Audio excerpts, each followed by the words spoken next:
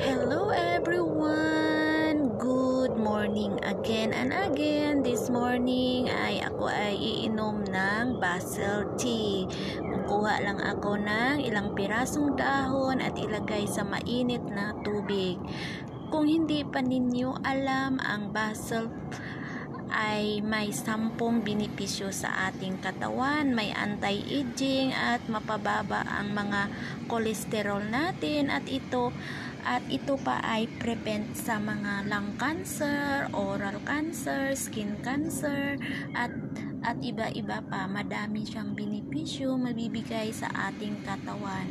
At ito ay may vitamin A and K, at ito ay may calcium. Madami siyang benepisyo sa ating katawan. So, madali lang naman itanim, o pwede na naman kung wala tayong lupain o pwede naman ilagay na parang bulaklak, parang halaman, o ilagay lang kung saan natin ilagay sa ating mga gilid ng bahay natin. At kung pwede na tayong uminom o gusto nating uminom pag umaga, magkuha lang tayo ng 3 pirasong dahon or 7 pirasong dahon, ilagay sa tubig. At pwede na rin pag magluto tayo ng mga manok, baboy, or dyan, pwede din natin ilagay yung mga dahon nito, kasi madaming benepisyo talaga to sa katawan. Kung hindi kayo maniniwala, punta lang kayo sa Google at tingnan ninyo kung anong mga benepisyo na matulong sa ating katawan. At alam ba ninyo, ang mga Indian ay lagi nila to nilalagay sa kanilang niluluto kasi madaming benepisyo sa katawan. So guys, tara na, mag-inom na tayo at magkuha na.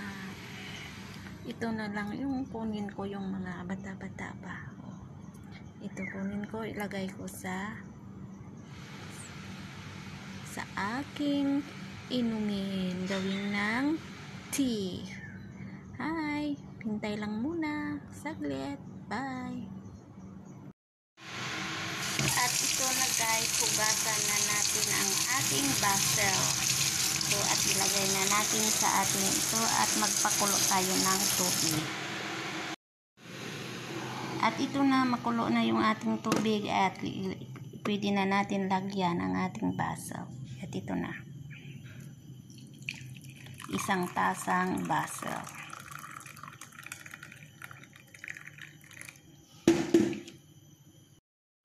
At ito na ang ating basil tea.